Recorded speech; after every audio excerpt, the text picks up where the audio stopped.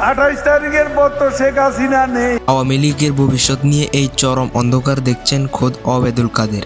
এমনকি তিনি নিজেও আর কলকাতায় থাকতে চাচ্ছেন না। কলকাতায় নিউ টাউনের সেই বিলাসবহুল ফ্ল্যাটে চার দেওয়ালের এই বন্দি জীবন তার কাছে মনে হচ্ছে এক অলিখিত কারখানা। যে কণ্ঠ একসময় রাজপথ কাঁপিয়ে হুঙ্কার দিতেও খেলা হবে, সেই কণ্ঠ এখন শুধু দীর্ঘ নিঃশ্বাসের সুর। কলকাতার আতিথেয়তা তার কাছে এখন পাঞ্চে ঠেকছে। তিনি বুঝে গেছেন রাজনীতির মাঠে রেফারির শেষ বাঁশি বেজে গেছে অনেক আগেই।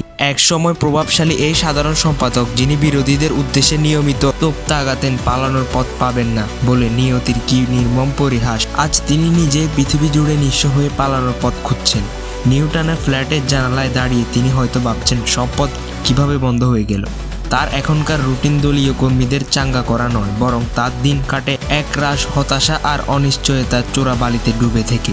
ওবায়দুল কাদেরের বর্তমান মানসিক অবস্থা যেন এক ট্রাজিক মনোলগ। তার ক্ষোভ এখন আর বিরোধীর দিকে নয়, বরং নিজ দলের নেতাদের দিকে উদ্গীরণ হচ্ছে। তার সাপ কথা দল চলত কেবল শেখ হাসিনার ইঞ্জিনে, আর বাকি নেতারা ছিলেন সেই বিলাসবহুল বাসের যাত্রী যারা এসি ছেড়ে জানালার দিকে উকি দিতেও নারাজ ছিলেন। কাদের সাহেবের মতো অন্য নেতারা দায়িত্ব ভুলে আরাম আয়েশে মগ্ন ছিলেন বলেই আজ তাদের এই করুণ দশা।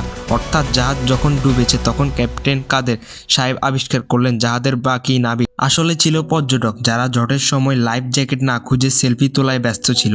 ভারতের উপর ভরসা করে তরুণী পার করার যে স্বপ্ন তারা দেখিয়েছেন, সেই স্বপ্ন এখন দুঃস্বপ্নে পরিণত হয়েছে। কাদের সাহেবের গলায় এখন অভিমানের সুর। ভারত বা আমেরিকার মতো মহাশক্তিধর দেশগুলোর কাছে আওয়ামী লীগ এখন নাকি বাতিল মাল। তিনি বুঝতে পারছেন ভূ রাজনীতির বিশাল দাবার বোর্ডে তারা এখন আর মন্ত্রীর বা ঘোড়া নন, বড়জোর এক কোণঠাসা শূন্য। ইউরোপ আমেরিকার এখন ব্যস্ত বড় বড় ইস্যু নিয়ে বাংলাদেশ এক সাবেক মন্ত্রীর দীর্ঘ নিঃশ্বাস শোনার মতো ফুরসত তাদের নেই। কাদের সাহেব আক্ষেপ করে বলছেন, আমাদের ক্ষমতায় ফেরানো নিয়ে তাদের কোনো মাথা ব্যথাই নেই। আমরা তাদের কাছে এখন নেহাতি এক নগণ্য বিষয়। গত 23শে জানুয়ারি দিল্লিতে শেখ হাসিনার সশরীরে উপস্থিত বা অত্যন্ত একটি ভিডিও বার্তার আশায় চাতক পাখির মতো চেয়েছিলেন কর্মীরা।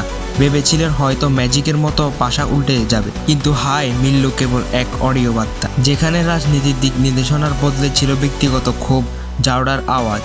সেই অডিও বার্তা শুনে কর্মীদের মনোবল তো বাড়েইনি, বরং যা একটু ছিল তাও বেলুনের মতো চুপসে গেছে। ওবায়দুল কাদেরও বুঝেছেন এই অডিও দিয়ে আর ছিঁড়ে বিচবে না।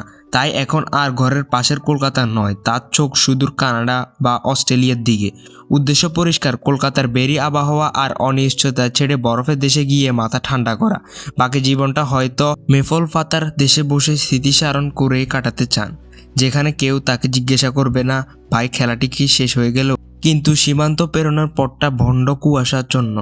ভারত থেকে কানাডা বা অস্ট্রেলিয়ার পাড়ি জমানো এখন আর আগের মতো সহজ নয়। যে পাসপোর্ট একসময় ভিআইপি লাইসেন্সের দরজা খুলে দিত, এখন তা যেন এক বিভীষিকা। নির্বাসিত নেতারা এখন হাড়ে হাড়ে টের পাচ্ছেন ক্ষমতার চেয়ারটা আসলে মিউজিক্যাল চেয়ারের মতো, গান থামলেই আপনি আউট। আর একবার আউট হলে দর্শকও আপনার দিকে আর ফিরে তাকায় না।